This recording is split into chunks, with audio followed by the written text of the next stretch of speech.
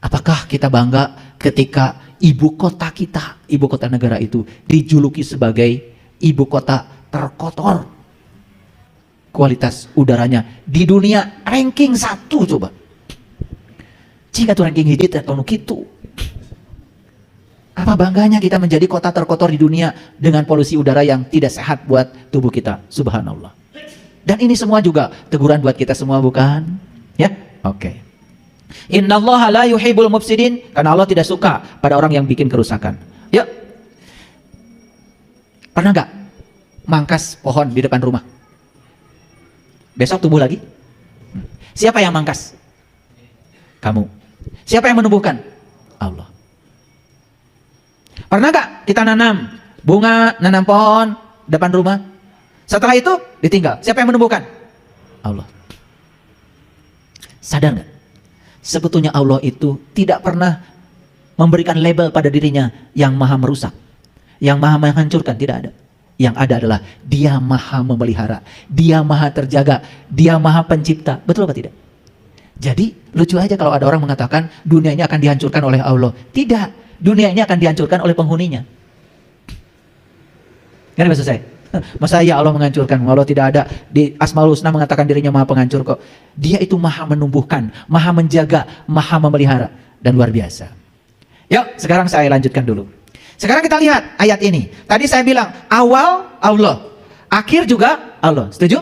Nah, Allah bilang dalam Quran surat Al-Hadid, wal awalu wal akhiru wad dhahiru wal batin. Dialah yang awal, dia yang akhir, dia yang dohir, dia juga yang batin. Apa yang dapat kita ambil dari sini? Apa yang bisa diambil dari sini? Dialah yang awal. Ayo ikuti saya pikirannya. Dialah yang awal. Ngerti? Dialah yang akhir. Ngerti? Berarti dia berawal. Dialah yang akhir. Berarti dia berakhir. Hati-hati memahami Quran. Kata-katanya dialah yang awal, dialah yang akhir. Kalau kita tidak cerdas, langsung mengatakan, oh awalnya dia, akhirnya dia. Berarti dia berawal, dia juga berakhir. Padahal dia kan maha abadi. Tidak berawal, tidak berakhir. Bagaimana memahami ini? Perhatikan saya. Semua orang kalau pergi ke Mekah, tidak ada yang mengitari Ka'bah yang kotak itu kotak. Kan Ka'bah itu kotak, tetapi tidak memutarinya itu ke sini, belok sini, gitu. Nggak ada. Semua orang yang haji atau umroh ketika tawaf memutari Ka'bah itu lingkaran. Masih ingat lingkaran? Coba. Waktu bikin lingkaran, pakai jangka. Bagian yang jarumnya tusukkan ke kertas, bagian pensilnya diputar dengan tahan napas. Kalau jarak dari pusat ke ujung ini tidak berubah, kalau jarak dari pusat ke ujung itu tidak berubah, pastikan titik awal bertemu titik akhir. Tapi kalau jarak dari pusat ke ujung berubah, jangan berharap titik awal bertemu titik akhir. Ketika titik awal bertemu titik akhir, kalian akan bingung, dari mana tadi saya berawal ya? Begitu sudah jadi lingkaran sempurna, sampai kita tidak tahu lagi mana awalnya, mana akhir. Makanya dia itu yang awal, dia yang akhir. Tapi arti yang sebenarnya justru dia itu tidak berawal dan dia tidak berakhir. Ayo, ingin abadi bersama Allah? Ingin abadi bersama Allah? Satu kuncinya. Jaga jarak. Titik pusat dengan ujung. Jangan meleset. Begitu meleset, titik awal tidak ketemu titik akhir. Makanya filosofisnya umat Islam itu lingkaran, bukan garis. Pernah bikin garis? Coba bikin garis. Awalnya di sini, akhirnya di sini. Awal dan akhir beda. Tapi lingkaran, awal dan akhir ketemu sampai tidak kelihatan lagi mana awal, mana akhir. Jadi Allah itu tidak berawal, Allah tidak berakhir karena dia abadi. Yang kedua, dia yang batin, dia juga yang dohir. Makanya dirangkum dalam satu kalimat, la ilaha illallah. Yang batin dia, yang lahir juga dia. Yang mana yang bukan dia? Bukankah semua yang lahir ini berasal dari dia? Jadi kalau orang yang sudah di kesadaran ini, kemanapun dia memalingkan wajah, tidak ada yang dilihat kecuali wajahnya. Nah, kesadaran ini yang membuat seseorang berakhlak mulia. Lanjut dulu. Pernah baca ayat ini? Ini Quran surat Al-Baqarah ayat 177. A'udzubillahi minasyaitonirrajim. Bismillahirrahmanirrahim. Laisal birra an tuwallu wujuhakum qilal masyriqi wal maghrib. Walakinnal birra man amana billah wal yaumil akhir wal malaikati wal kitabi wan nabiyyin wa atal mala ala hubbihi dawil qurba wal yatama wal masakin wabnis sabil wabnas sabil wasailin wa fir riqab wa aqamas shalah wa ataz zakah wal mu'fu bi ahdihim idza ahadu wasyabirin bil ba'sa'i wad dara'i wa hinal ba ulaika alladziina shadaqu wa ulaika humul muttaqun. Ngerti? Nyesel dari tadi saya baca. Tapi kalau nggak dibacakan, dianggap nanti ngarang. Makanya saya bacakan dulu ya. Yuk. Laisal birro antuwallu wujuhakum, wajah.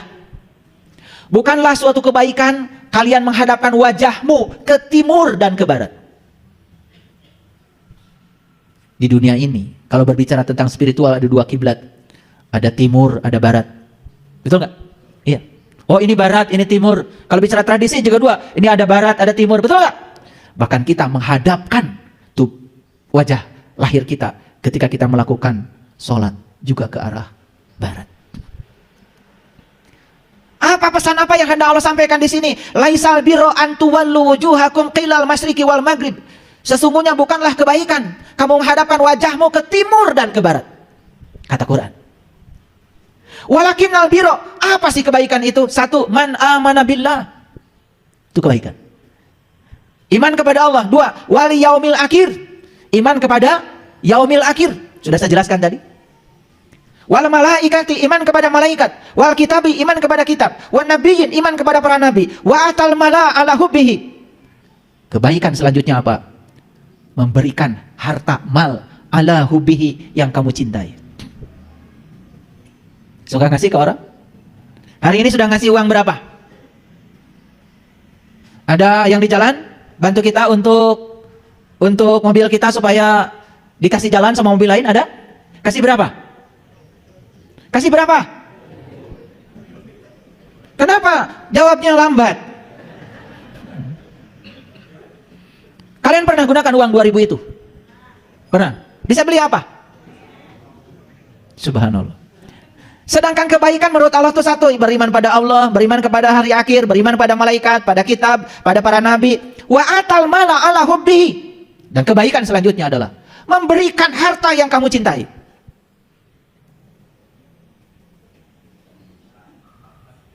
Jadi disebut memberi itu kalau kamu memberi yang kamu cintai.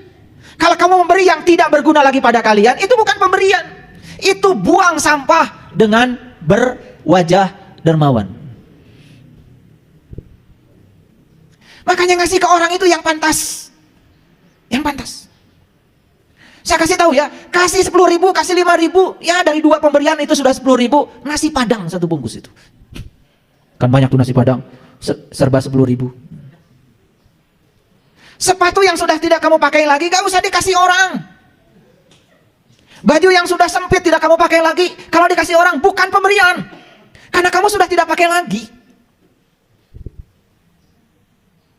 Jadi buntutnya iman pada Allah, iman kepada hari akhir, iman pada malaikat, iman pada kitab, iman pada nabi. Buntutnya adalah kita bisa memberikan harta yang kita cintai. Wa atal mala ala hubbihi. Hubbihi. Yang kamu cintai. Nih ujiannya kalau ngaji dengan saya. Kita punya segitu-gitunya uang. Itu yang datang pas perlu uang segitu. Dikasih apa tidak? Bohong. Saya kasih tahu ilmunya. Kalau ragu jangan dikasih. Tapi kalau full di sini, intuisinya full, kasih. Itu yang disebut dalam Quran, akan aku lipatkan 700 kali. Kalau Allah dijadikan sebagai kekasih, jangan jadikan Allah sebagai mitra dagang.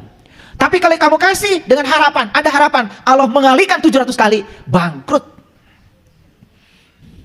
Kalau mau ngasih, ngasih saja. Sang kekasih yang akan mengurus. Dan setiap pemberian kita selalu bermuatan.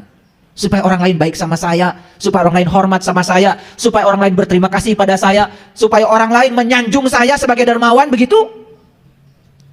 Bukan kebaikan. Dan agama itu latihan, para sahabat, latihan. Jangan terlalu banyak bicara kebaikan, lakukan. Makanya di komunitas saya, berbagi itu setiap hari. Saya punya namanya Bumi Spiritual Isbatul Yakin, Peduli, BSI Peduli. Di BSI Peduli, ya, di grup BSI Peduli di sini, isinya bukan artikel, isinya bukan video-video tentang cara hidup ini, cara hidup bukan. Isinya bukti transfer. Itu yang saya lihat. Karena saya bilang, di grup ini tidak bicara kebaikan. Di grup ini melakukan kebaikan. Di grup ini tidak ada barang siapa yang mengeluarkan harta maka dikalikan 700. Nggak ada lagi itu. Langsung transferan. Paham? Kalau kalian lihat orang sakit, jangan cuma didoakan saja, semoga cepat sembuh, kirim duit. Sudah nengok, mana nengok nggak bawa duit, oleh-oleh nggak ada. Begitu nengok, wah sakit apa?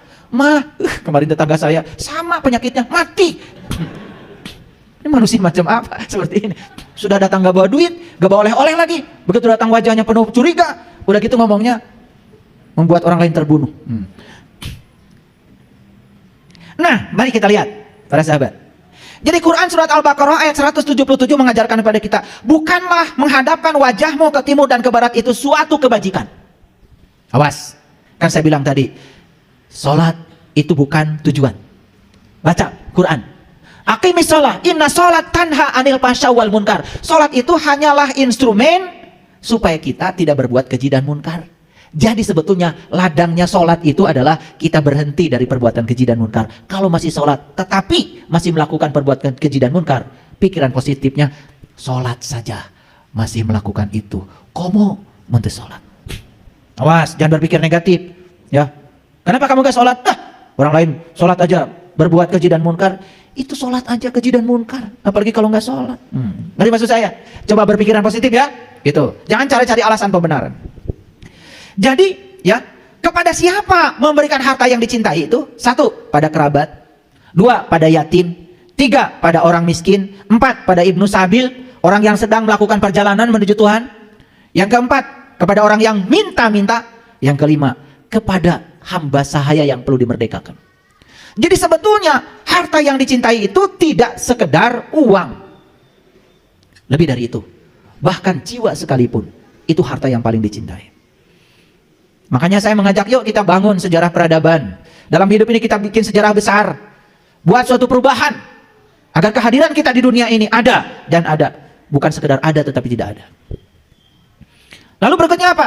Yang mendirikan sholat. Yang menunaikan zakat. Orang yang menepati janji apabila dia berjanji. Orang yang sabar dalam kesempitan. Orang yang sabar dalam penderitaan. Orang yang sabar dalam kesulitan. Mereka itulah orang-orang yang benar. Dan mereka itulah orang-orang yang bertakwa. Jadi kalau kita merujuk pada ayat ini, orang benar dan bertakwa itu ternyata cirinya banyak. Coba kalau dirinci tadi, ya, apa saja?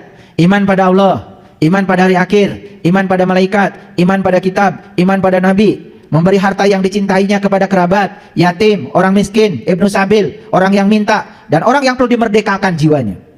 Mendirikan sholat, menunaikan zakat, dan orang yang menepati janjinya apabila dia berjanji. Dan orang yang sabar dalam kesempitan, penderitaan, dan kesulitan. Itulah orang yang benar. Itulah orang-orang yang bertakwa. Jadi kalau merujuk pada ayat ini, para sahabat, hadirin semua, untuk menyatakan diri kita orang yang benar itu, mungkin takut ya saat ini. Betul nggak? Karena ciri-cirinya begitu banyak. Iman pada Allah tidak cukup percaya. Iman pada malaikat tidak cukup percaya. Karena iman itu harus ada pembuktian. Iman itu harus dirasakan, harus dialami. Betul? Kenapa kok saya udah percaya pada Allah, tetapi saya masih pelit, belum bisa memberikan harta yang dicintai? Itu karena kita belum ma'rifat kepada Allah, belum tahu dan kenal kepada Allah. Jadi kembali lagi, buat apa kita mengenal Allah? Supaya kita bisa berakhlak seperti akhlaknya Allah. Paham ya? Oke, kita lanjutkan dulu. Rukun Islam ada 5. Sudah hafal semua? Sudah hafal. Syahadat sudah hafal tiap hari. Sholat sudah melakukan. Zakat, ya kalau ingat. Saum, insya Allah ikut-ikutan dengan orang ya. Pokoknya Ramadan, saum semua ya. Ya, alhamdulillah. Lebaran ikut kan? Ya, paling duluan kan? Ya. Haji, udah semuanya. Tapi yang paling penting dari sini itu harus diingat, rukun Islam ini sebetulnya bukan tujuan. Rukun Islam ini adalah instrumen. Tujuan dari rukun Islam itu akhlak. Yuk, saya jelaskan. Apa sih intisari syahadat? Coba syahadat. Asyhadu an la ilaha illallah wa asyhadu anna Muhammadar Rasulullah. Jadi syahadat itu dua, bersaksi pada Allah, bersaksi pada Rasulnya. Dan Allah dan Rasul itu sebetulnya ya sudah ada bersama kita. Dalam diri kita itu sudah ada. Makanya Rasulullah itu ada dua. Satu Rasulullah yang syariat, kita kenal para nabi, para rasul, termasuk Rasul kita, Nabi Muhammad Rasulullah SAW. Itu adalah toladan kita, ikutan kita. Tetapi sesungguhnya dalam diri kita juga ada Rasul yang hakikat, yang punya sifat 4, sidik, amanah, fatonah, balagoh. Ada di sini, ada di sini, hidup itu. Jadi syahadat itu intisarinya apa? Intisarinya kita harus merasa diawasi oleh Dia.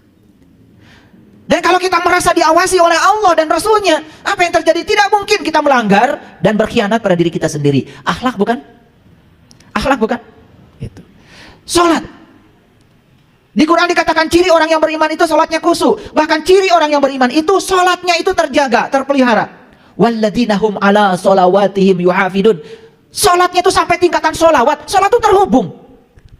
Jadi keterhubungan dengan Allah itu bukan sekedar di waktu sholat. Setelah selesai sholat, justru lebih panjang waktu di luar sholat daripada sholat, bukan? Nah, keterhubungan itu dengan Allah, itu akan membangun akhlak. Zakat, apa zakat? Zakat itu menyucikan jiwa, sebetulnya tazkiyatun nafs. Yuk, syariatnya kita mengeluarkan kemelekatan pada harta. Tetapi yang tersucikan adalah jiwa kita, bukan?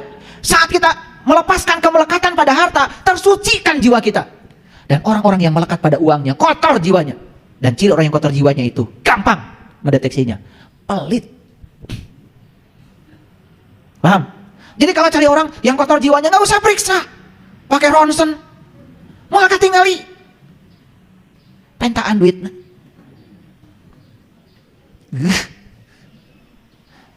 Mun pelit, kotor jiwanya. Karena kekotoran jiwa itu akibat kemelekatan jiwa pada harta. Kalau dia tidak bisa melepaskan, itu tanda kalau melekatannya masih tinggi. Itu ciri kotor jiwanya. Jadi sebetulnya latihan menyucikan jiwa dengan melepaskan kemelekatan pada uang, ujungnya akhlak.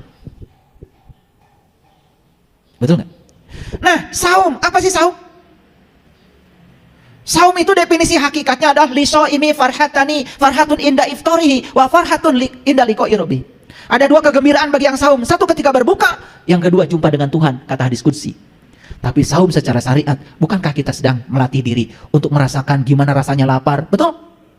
Selesai saum kan kita jadi peduli pada orang lain. Akhlak bukan? Akhlak. Haji, apa sih intisarinya haji? Coba lihat. Perintah haji selalu diikuti dengan ingat kepada Allah. Fa'idha afantum min arafah fazkurullah. Fa'idha qadaitum manasikakum fazkurullah. Semua perintah haji diakhiri dengan fazkurullah. Jadi haji itu puncaknya adalah ingat kepada Allah. Sekarang coba. Allah ada di saya? Ada di dalam tubuh kalian? Karena Allah bilang, inna rabbaka ahata binnas. Begitu kita melihat, semua orang itu di belakangnya adalah Dia. Beranikah kita menyepelekan orang? Beranikah kita menghinakan orang? Akhlak bukan? Jadi kalau kita rangkum rukun Islam yang 5 itu, tetap rukun Islam ini adalah instrumen. Ujungnya, akhlak. Nah makanya, kalau kami itu di Tatar Parahiang, sudah punya nih, rukunnya orang Sunda. Rukunnya orang Sunda itu 5. 1, orang Sunda itu harus ngagem ilmu saepi. 2, harus ngagem ilmu napak sancang. 3, harus ngagem ilmu teterak di kadek. 4, harus ngagem ilmu rawa rontek. Yang kelima, harus ngagem ilmu halimun. Hebat ya leluhur kita. Ilmu saepi, sae itu bahasa Sundanya bagus, pi itu pikiran. Jadi ilmu saepi pikirannya bagus. Ilmu saepi itu bukan bisa terbang. Apa mulianya? Yang bisa terbang burung. Kan sudah saya jelaskan. Tidak usah cari ilmu supaya bisa terbang. Buat apa? Burung juga bisa terbang, gak mulia. Betul nggak? Kemuliaan manusia itu terletak pada akhlaknya. Kalau dia sudah tahaluk bi akhlakillah, itulah kemuliaan. Makanya orang yang sudah mulia akhlaknya, sae pikirannya. Kalau saya bahas secara psikologi, ternyata pikiran positif itulah kreator kehidupan kita. Begitu pikirannya positif, hidupnya positif. Pikirannya negatif, hidupnya negatif. Like attracts like. Yang serupa menarik yang serupa. Hati-hati dengan pikiran. 2, ilmu napak sancang. Nah, saya asli orang Garut. Lahir di Garut. Di Garut itu ada namanya leuweung sancang. Leuweung sancang itu adanya di Santolo ke sana. Kalau dengar kata sancang bisa dikaitkan dengan masalah-masalah kegaiban. Makanya orang-orang yang belajar ilmu-ilmu yang tadi saya sebutkan, kesaktian. Dan biasanya kalau orang belajar ilmu saktian adalah orang yang tidak siap menerima kenyataan hidup. Paham? Dan akan berhadapan dengan orang-orang yang tidak siap menerima kenyataan hidup. Orang yang ingin melanggengkan kemelekatan pada yang dia ingin. Makanya maaf ya, belajar ilmu kesaktian ujungnya apa? Kotor jiwa kita. Karena kita makin melekat pada yang kita ingin. Betul nggak? Iya. Hati-hati. Nah inilah pemurnian tauhid itu ini. Pemurnian tauhid itu ini. Dimurnikan tauhid kita. Yang ketiga, ilmu teterak dikadek. Gak mempan digolok. Yang keempat, ilmu rawa rontek. Rawa rontek itu ilmu menyambungkan tulang belulang. Dan yang kelima, ilmu halimun. Apa makna dibalik semua itu? Baik, kita lihat. Ilmu sahepi, tadi apa? Sahep pikiran, bagus pikirannya selalu positif. Nah, berpikiran luas dan selalu positif. Bukan ilmu supaya bisa terbang, tetapi bagaimana pikiran ini menjadi energi positif, vibrasinya positif, frekuensinya positif. Karena apa yang digetarkan oleh pikiran, itu akan menggetarkan semesta. Pikiran negatif akan menggetarkan yang negatif. Mohon maaf, kalau kalian punya utang, terus aja di otak kita pikirkan utang. Tambah gede utangnya. Silakan kalau nggak percaya sama saya. Makanya di buku The Secret itu, ya, Ronda itu mengatakan, kalau kamu punya utang, lupakan kata utang. Ganti dengan kata berkelimpahan. Utangnya lunas, saldonya nambah. Saya sudah buktikan. Saya punya cicilan rumah, saya punya cicilan mobil. Di otak saya nggak ada cicilan. Diganti berkelimpahan. Waktu transaksi ngambil rumah, saya bilang begini transaksinya di depan notaris. Ini rumah bukan punya saya. Saya hanya hak guna pakai sepanjang saya dikasih nafas. Ini rumah punyamu ya Allah. Ini rumah milikmu ya Allah. Karena bukan punyaku. Ini punyamu. Tolong engkau yang cicil. Itu transaksi saya di notaris. Benar loh. Ya memang begitu kan? Betul nggak omongan saya? Apa yang salah? Kan bukan punya saya. Nggak ada milik saya. Kan Allah bilang, lahu ma fis samawati wa ma fil ardh. Yang di langit punyaku, yang di bumi punyaku, bahkan di antara keduanya punyaku, bahkan diri saya pun punya dia. Terus yang mana punya saya? Awas. Kalau nyicil mobil diambil leasing karena kalian salah transaksi. Nanti ada bab khusus nih kalau ingin nyicil supaya gampang lunas. Nanti ada bab khusus, bab khusus. Jangan sekarang. Kalau sudah masuk bab ini biasanya langsung mata terbelalak gitu ya. Saya tahu kalian cicilannya banyak, tapi nanti sebentar. Jadi ilmu sahepi itu akhlak bukan? Sakti enggak? Nih saya kasih tahu, semua orang yang pikirannya positif sakti. Hidupnya menakjubkan. Jadi kalau kalian itu maaf ya, yang rada-rada besar itu timbangan badannya. Begitu setiap makan takut gendut, semua makanan yang dimakan akan menjadikan tubuh tambah gendut. Karena kata gendut ada di pikiran. Like attracts like. Yang serupa menarik yang serupa. Jadi sebetulnya yang bikin gendut itu bukan makanan, pikiran. Sieun gendut. Makanya kalau sieun gendut, cai pun, air pun bisa bikin gendut itu. Nih pikiran. Makanya kalau makan banyak, berpikir langsing aja. Aduh gak percaya sama saya. Ini ilmu mahal ini, udah mahal ini, udah mulai mahal nih. Like attracts like, itu namanya hukum tarik-menarik yang serupa, menarik yang serupa. Itu sebabnya, kalau kalian sedang bangkrut, jangan banyak ngobrol tentang kebangkrutan, tambah riweuh. Kalian kalau bangkrut, ngobrol dengan si ini tentang kebangkrutan, ngobrol sini kebangkrutan, ya sudah, diulang-ulang terus kebangkrutan, tambah menderita. Karena kita sedang membicarakan yang kita tidak suka, coba bicarakan yang kita suka. Itu jadi doa. Kalau suamimu itu kurang baik, jangan dibicarakan ke si A, ke si B, ke si C. Masa nggak ada kebaikannya? Bicarakan kebaikannya. Saya yakin akan berubah tambah baik. Makin dibicarakan keburukannya, makin tambah buruk. Aneh kita itu, pengen pasangan kita tambah baik, tapi yang bicarakan kemana-mana selalu keburukannya. Siap-siap keburukannya akan bertambah. Itu like attracts like. Itu hukum tarik menarik. Agak saintifik sedikit ya kuliahnya. Gaul dikit. Paham sampai di sini? Jadi ilmu sahepi ngerti? Ya, itu. Tidak usah baca ini sekian ribu kali supaya kamu bisa terbang. Nggak perlu. Mau terbang kemana? Mau terbang kemana? Mau nyopet kalian? Dan saya khawatir aja kalau kalian bisa terbang, nyopet. Begitu kita punya kesaktian, pasti dorongannya itu, hawanya itu pasti pada yang jelek. Begitu kita melanggar hukum alam, maka dorongannya pasti yang jelek. Makanya sakti itu apa tadi? Akhlaknya mulia. Para nabi, para rasul sakti. Nah, makanya kalau nonton film para wali itu keliru. Kalau wali itu kerjanya shot. Bukan. Para wali itu enggak begitu. Para sunan, para wali itu mengajarkan kesaktiannya dengan akhlak. Bukan itu. Kalian mau jadi burung? Apa mulianya? Berkesana burung biasa aja. Betul nggak? Ini supaya ngerti. Yang kedua, ilmu napak sancang. Sancang itu laut. Jadi bukan ilmu supaya bisa berjalan di atas air. Buat apa kalian belajar di air? Buat apa? Lauk geleyengkan tuh, geleyengkan. Biasa. Ngerti? Mau jadi ikan? Napak sancang itu artinya ilmu supaya bisa menerima dan menghargai segala perbedaan. Ilmu supaya bisa diterima di semua golongan. Napak itu membumi. Di mana kamu tinggal, di situ langit dijunjung, di situ bumi dipijak, di situ langit dijunjung. Punya kemampuan adaptasi yang luar biasa. Tah eta napak sancang. Mun panggih jeung nu bodoh, kade tong dipaksa nu bodoh supaya pinter, karunya can pinter. Yang pinter ngikutin apa maunya orang bodoh. Karunya. Dan nu bodoh can pinter. Kan pinter mah pernah bodoh. Pengalaman. Betul nggak? Jadi kalau ketemu orang yang tidak sadar, jangan dipaksa. Mereka harus ada di kesadaran kita. Kasihan, can sadar. Nah, kita yang kesadarannya tinggi, turunkan kesadaran kita. Ikut aja dengan mereka. Terima mereka yang tidak sadar apa adanya. Karunya, kan can sadar. Jangan dipaksa supaya di kesadaran kita. Makanya kalian itu kadang-kadang suka marah kan?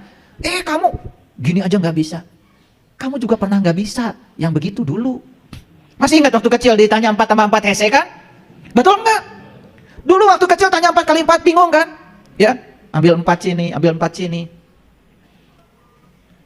Kalau orang tuanya, eta nu 4 tong hitung deui, sasana we wungkul. Nggak bisa, logika mereka belum nyampe. 4 tambah 4 ada tambah teh naon, kan bingung, otaknya belum selesai. Kesadarannya masih rendah.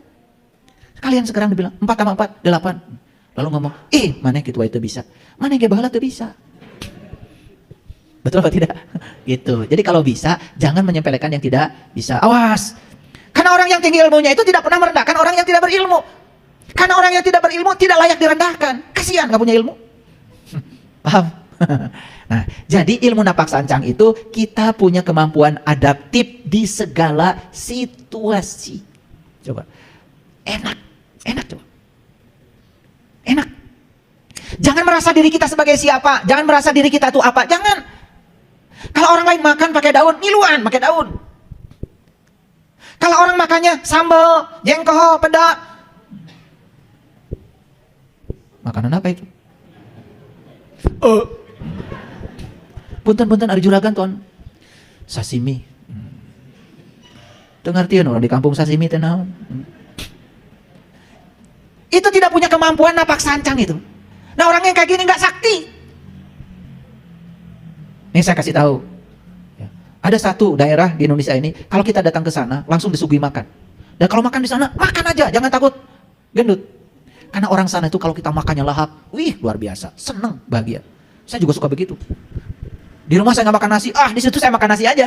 Ya udah, saya pikirkan nasi sehat bagi tubuh saya. Kalau di rumah nggak makan nasi saya. Tapi di situ saya makan nasi. Piraku kudu, sorry. Saya, tidak punya ilmu napak sancang. Sakti nggak?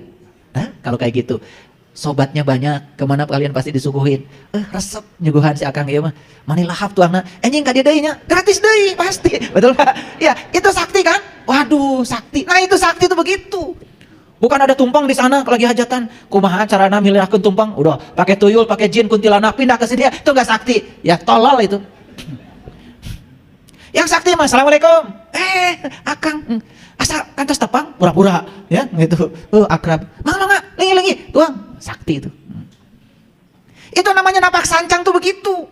Ya. Saya heran banyak orang yang pergi ke sancang cari ilmu kesaktian. Saya aja orang sancang nggak nyari gitu. Saya pernah suatu saat udah ngobrol. Witi mana Pak? Namanya Witi Sancang. Wah cerita ini cerita itu. Pura-pura gak tahu aja. Udah habis tuh cerita bohongnya. Saya bilang, abdi mah asli Pak di itu. Mau jahit leletik di Sancang. Ternyata bohong. Ngom di Lawang Sancang 40 hari 40 malam. Insya Allah tiris. Ya, bukan sakti. Paham ya maksud saya? Jangan percaya gitu-gitu. Itu bukan ilmu kesaktian. Sakti itu yang tadi. Napak, sancang. Paham ya? Oke. Yang ketiga, ilmu teterak dikadek. Bukan gak mempan digolok. Gak penting amat ilmu begitu. Buat apa? Buat apa? Jago-jagoan? Mau jadi preman? Kalau kalian baik, akhlaknya mulia, mana mungkin orang mau ngegolok kita? Betul gak? Kalau kita pergi kemanapun penuh cinta kasih, berehan, asihan, gak mungkin orang golok kita. Gak mungkin, gak mungkin. Gak mungkin, saya kasih tahu, saya jamin ya. Itu sudah hukum alam. Like attracts like. Semua sebab baik akibatnya akan baik. Ilmu teterak dikadek itu artinya adalah ilmu kuat pendirian. Sudah bisa menjadi diri sendiri. Itu teterak dikadek itu, menjadi diri sendiri. Kalian metepayaan, tersinggungan, baperan. Nah itu belum sakti tuh. Orang yang sudah sakti itu sudah menjadi diri sendiri, selesai dengan dirinya sendiri. Gak ada lagi konflik. Ciri orang yang sudah menjadi diri sendiri itu ada 4. Satu, sudah bisa menerima dirinya apa adanya. 2, sudah bisa mengenal dirinya luar dalam. Sudah tahu diri. Yang ketiga, hidupnya sudah tidak menggunakan lagi perbandingan. Dia tidak pernah bandingkan dirinya dengan siapapun. Selesai. Yang keempat, sudah menemukan bakat ilahi yang ada dalam dirinya sebagai berkah. Dan siapapun yang sudah menemukan bakat ilahi pada dirinya, namanya personal genius zone, bahasa Inggrisnya PGZ, maka dia akan memiliki arti hidup. Jadi siapa orang yang punya arti hidup itu? Orang yang sudah menemukan bakatnya. Nih saya kasih tahu. Ya Allah, ternyata saya itu jenius di bidang nyiksik bawang. Itu tuh jenius, karena tidak semua orang loh bisa nyisik bawang. Baru sebentar nyisik bawang, udah keluar air mata. Sedih kalau nyisik bawang itu. Saya kalau motong-motong di bawah, sedih. Kayak suka gini, istri saya nanya, kenapa? Sedih. Tapi ada orang yang kuat matanya, motong-motong bawang berapa banyak pun, gak masalah. Oh, berarti dia jenius di bidang motong bawang, bikin catering. Betul? Pindah tuh uang dari rekening orang ke rekening dia. Sakti nggak? Sakti. Ini saya kasih tahu. Kalian semua itu dari ujung sana sampai ujung sini, sebetulnya kalian tuh jenius di bidangnya. Kalian sukanya main bola aja. Mungkin kejeniusannya mengolah bola. Ini belajar matematika jadi idiot. Ngerti maksud saya? Ikan jenius gak? Dalam bidang apa? Berenang. Ikan itu akan kelihatan idiot kalau disuruh manjat pohon. Siapa yang idiot? Yang nyuruh manjatnya. Ngerti maksud saya? Monyet jenius gak? Bidang apa? Manjat pohon. Monyet disuruh berenang. Dimarah-marah, kamu bodoh, gak bisa berenang. Yang nyuruh renang sama monyet, itu lebih parah dari monyet itu. Betul gak? Nih saya kasih tahu, anak kita jangan dibilang bodoh. Semua anak kita tuh jenius di bidangnya. Karena saya pastikan, setiap orang yang datang ke dunia ini direncanakan Allah untuk tujuan Allah. Dan setiap orang diberkahi bakat. Makanya tugas kalian orang tua itu, jadi fasilitator agar anak menemukan bakatnya. Begitu dia ketemu bakatnya, luar biasa. Yang bakat masak, jangan suruh belajar matematika di dapur. Nanti jenius, dia punya perusahaan catering. Dari maksud saya. Tapi yang jenius matematika, jangan suruh ke dapur. Salah terus, nanti bawang dihitung, pecin dihitung. Giliran ke warteg, udah jelas di warteg itu, Neng, ya. Tempe dihitung. Telur dadar dihitung. Di warteg sini cuma satu, Neng, yang gak dihitung, nasi. Udah sanggup antara dihitung tapi dibayar. Ngerti maksud saya? Ini saya kasih tahu. Kalian semua ini aduh luar biasa. Makanya saya tidak berani merendahkan siapapun, karena semua manusia itu setelah saya amati jenius. Cuman kita belum menemukan saya jeniusnya di bidang apa. Jadi kalau kita hidupnya tidak menakjubkan, salah tempat. Gitu aja. Saya kepada mahasiswa juga begitu. Kalian senang belajar fisika? Cari cing. Ternyata mereka itu saya tanya, kamu belajar fisika di sini disuruh siapa? Ternyata ibu bapaknya itu yang nyuruh dia belajar fisika. Anaknya nggak suka fisika, masuk di jurusan fisika, ketemu saya, ya salah jurusan. Akhirnya saya panggil, kamu itu nol terus. Kamu sukanya apa? Melukis papa. Pindah jurusan. Udah, saya rekomendasikan pindah jurusan. Lukisannya bagus. Salah kolot nak. Dia pengennya melukis, masuk jurusan fisika, ngitung terus. Ya sudah, stres. Ini kasih tahu. Sampai sekarang saya mau nanya, sudah pada menemukan apa sih jenius saya di bidang apa? Sudah menemukan belum? Nih saya kasih tahu. Kalau kalian belum menemukan itu, berarti hidupmu akan terus menerus tidak menakjubkan. Itulah pentingnya kita jadi diri kita sendiri. Makanya satu, ya, terima diri kita apa adanya. Dua, kenali diri kita luar dalam. Saya jenius di bidang apa, saya hobinya apa, itu. Nih kayak saya ngajar fisika dari pagi sampai sore, tidak merasa lelah. Kenapa? Karena saya tuh senang mengajar. Kalau ngajar tuh senang. Senang sekali. Sudah gak mikirin duit. Kalau senang itu. Duit mikirin saya. Ngapain mikirin duit? Biar duit mikirin saya. Betul gak? Ngapain cari duit? Duit dong cari saya. Kan saya lebih mulia dari duit. Kalian itu kadang-kadang menghinakan diri kalian sendiri. Ke dunia cari duit. Duit cari kita. Dan saya gak mau nyari duit. Duit dong cari saya. Saya kan lebih mulia. Ngerti maksud saya? Ini udah ilmu tingkat tinggi nih ya. Jangan salah paham.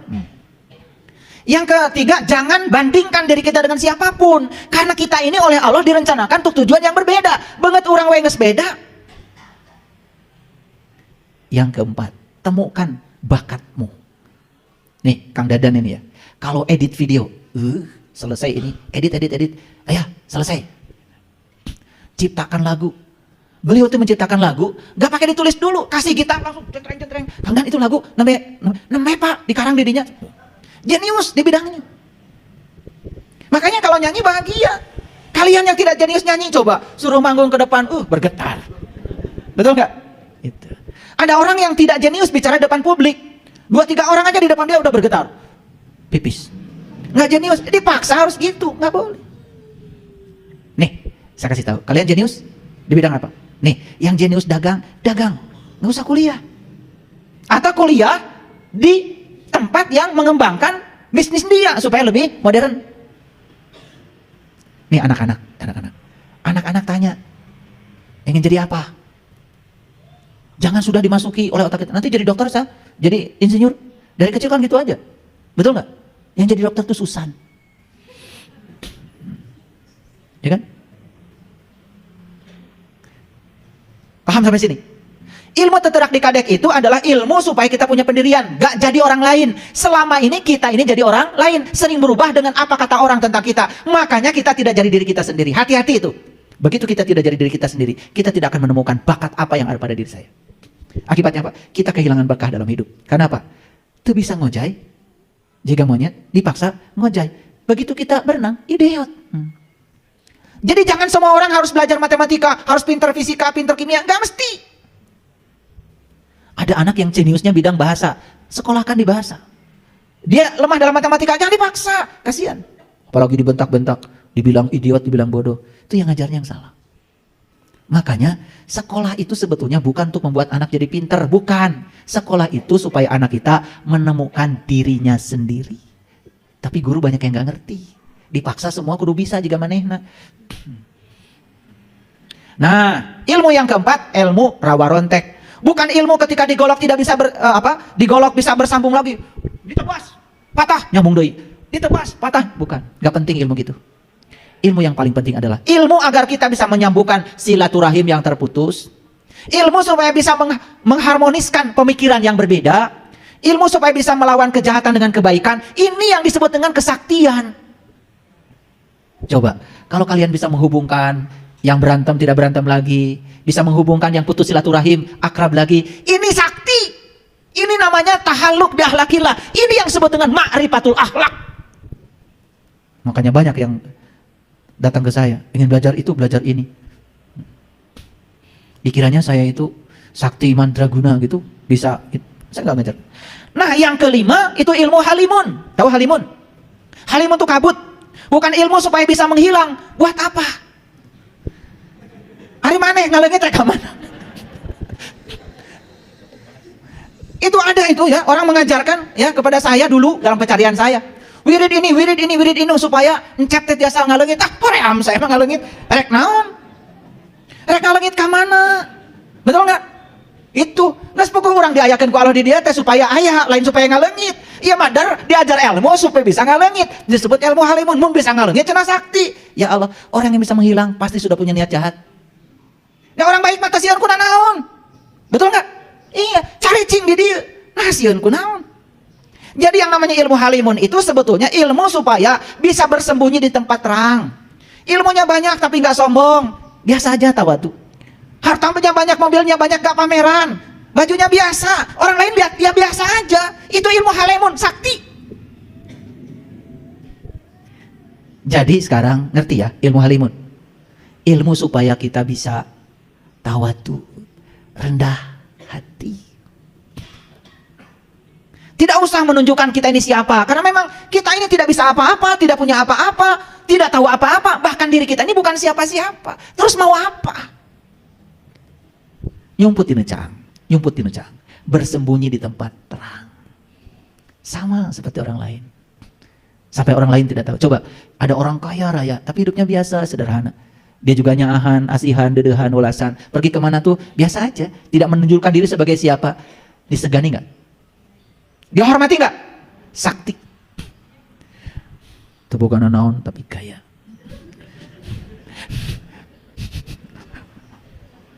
Ari dongeng, wadul. Tah, ieu teh Pak, ieu, nu ieu. Sawah nu ieu. Ieu teh nu Pak Haji ieu, sawah ieu nu Pak Haji. Anu maneh mana? Itu nu abdi mah Pak. Nu teu kadeuleu. Da sawana satungtung deuleu, nu maneh mana? Tah eta nu teu kadeuleu. Aduh, maaf ya, saya bergurau dari tadi. Jadi ternyata ilmu kesaktian yang sebenarnya adalah ilmu akhlak. Jadi stop belajar agama pengen ini pengen itu. Belajar agama pengen menaklukkan Allah. Supaya Allah itu bisa ditaklukkan oleh saya. Semua doa saya dikabul sama Allah. Wah, biar Allah bertekuk lutut di hadapan saya. Bingung Allah. Nu pangeran teh mana cek Allah teh. Nu pangeran teh mana cek Allah teh. Yuk atuh kalau kita hamba Allah mah berserah diri aja kepada Allah. Gusti abdi mah teu langkung Gusti.